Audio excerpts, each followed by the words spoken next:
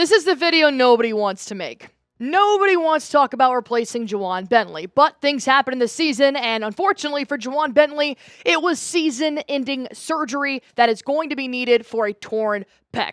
That sucks, man. It sucks so bad. Ja'Whaun Bentley has already stepped up as a vocal leader. He's already stepped up as a defensive leader in the last couple of years, and to have a big blow like that, it really stinks. But the good news is that the Patriots do possibly have another veteran defensive leader that could step up. And if not, we're going to talk about 3 targets that the Patriots could sign to help elevate that depth chart in just a moment. But first things first, I'm on TikTok. If you guys want all the latest updates on Patriots today and Celtics today, follow me on TikTok, and please do not laugh at how many followers I have. I think it's under 20 right now, but that's why we have this. I'm not one of the cool kids yet, but hopefully I will be eventually. And you can always follow me on X. I have a lot more followers and look a lot cooler on X as of right now. Go ahead, follow me at AR Barefoot, and then I'm Boston Barefoot on TikTok. Follow me, retweet me, like my videos, and as always, just support me outside the channel. All right, let's talk about the newly appointed linebacker depth chart without Ja'Whaun Bentley. It still sucks to even say.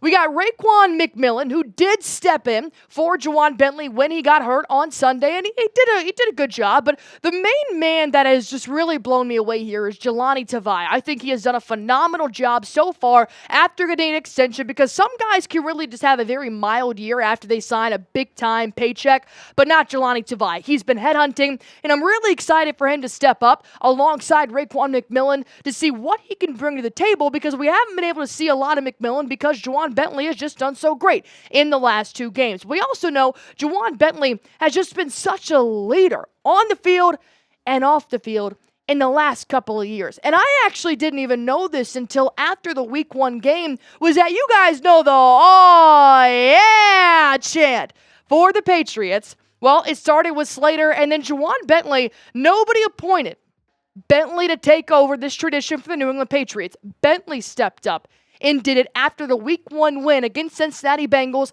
and everybody just immediately responded to it, to the point where PFF even talked about it and just saying that this speaks to who Bentley is, saying the "oh yeah" chant is a tradition among the New England Patriots football team, and that the legend Matthew Slater used to lead this chant, but linebacker Ja'Whaun Bentley took over the role after Slater retired. Bentley has been a key member of the Patriots defense for several years. So when you are now looking at that being missed vocally and physically on the field, you need somebody else to step up. You need somebody to now be that leader in the locker room, and also really just leading the defense, making sure guys are moving, making sure they're watching the motions. But I do actually have a leader that I need to step up, and it needs to be Kyle Duggar. That is who I'm going to appoint. That is who I would like to see take over in the secondary mainly, but he can also come up, tap those linebackers on the ass, talk to them. He's got the green light coverage, knowing that he's got the signals to be able to lead the defense, and I need Duggar to step up in these next couple of weeks. And I'll actually tell you why I think Duggar is going to be the guy. And if you don't think he is, it's okay. We can talk about it. But I am going to break down more on Kyle Duggar here coming up. But there is an ad break happening right now. Just sit through it, and then we'll be back with more Kyle Duggar and Ja'Whaun Bentley replacements in just a moment.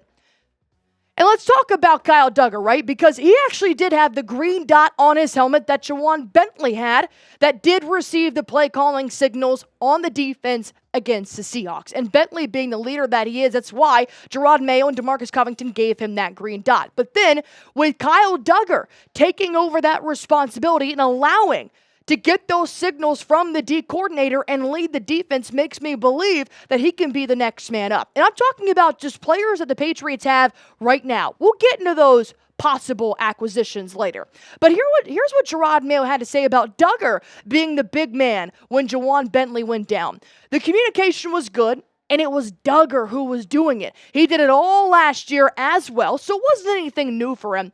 I've always been a huge believer in a linebacker having the green dot, but I'll tell you, the way Duggar played Sunday as a whole and being able to handle the communication, he definitely filled that role. He was also the top tackler for the New England Patriots in that Week 2 loss. And when you look at the captains as a whole, you're losing Ja'Whaun Bentley, at least on the field. You still have David Andrews. You still have Dietrich Wise on defense as well, Hunter Henry, Jacoby Brissett, and then Jabril Peppers. And Jabril Peppers could also be another guy that steps up in terms of being a leader with Bentley out. But I also made a point here that Jabril Peppers and Brissett and Cardona are first-year captains.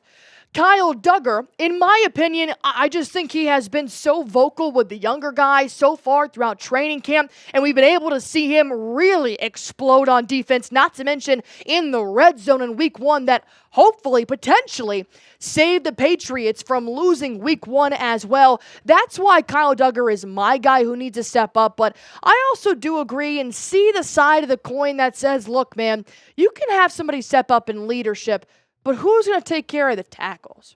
Who's going to take care of the quarterback pressures, the tackle for losses, the half sacks?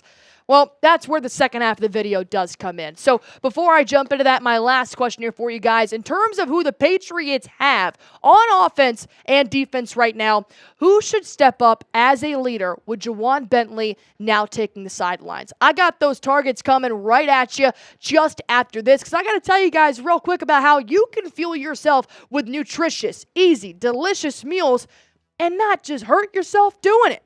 Let's talk about Factor Meals. They are our sponsor here on Patriots Today by Chat Sports. And the reason why I love Factor Meals is because I love eating good. I always try to eat good, but sometimes I just really don't have the time. I know you guys can relate to that. Doesn't matter if we're talking on YouTube. Doesn't matter if we're talking in front of a classroom or a meeting of 500 people. Some people just don't have time. So if you guys are looking to get nutritious meals but not take all the time to make them, then Factor Meals is for you. With over 35 different meal options, and you can also adhere it to your diet. Trying to lose some weight, use Calorie Smart, use Keto, use Protein Plus. Factor Meals has it all for you. Factor's fresh, never frozen meals are dietitian approved and ready to eat in just 2 minutes. So now, no matter how busy you are, you'll always have time to enjoy nutritious, great tasting meals. And your girl's a snacker. I love eating meals, but I love snacking. And one of my favorite snacks that they offer, which they do, breakfast and dessert, and snacks in between, I love their smoothies, man. I'm a sucker for a good smoothie. And actually, I was telling producer Joey P here, I suck at drinking water. I try all the time. So the fact that their smoothies have 100% coconut water in them, it's 10 times more hydrating. So if you guys want to go on ahead and get started today, head over to factormeals.com/PatsChat50. Use code PatsChat50 to get 50% off your first box plus 20% off your next month. That's code PatsChat50 at factormeals.com/PatsChat50 to get 50% off your first box plus 20% off your next month while your subscription is still active.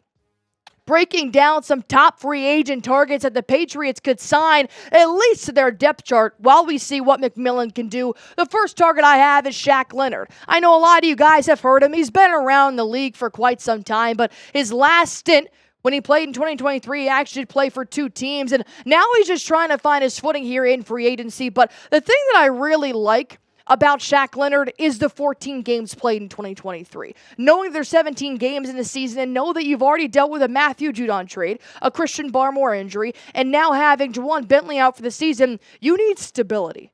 And I like the 14 games played, 88 tackles, 4 tackles for a loss. You know, he's a big guy too, 6'2", 230 pounds, can definitely do with some helping on that pass rush. But if it's not going to be Shaq Leonard, then why don't we talk about maybe Josh Woods?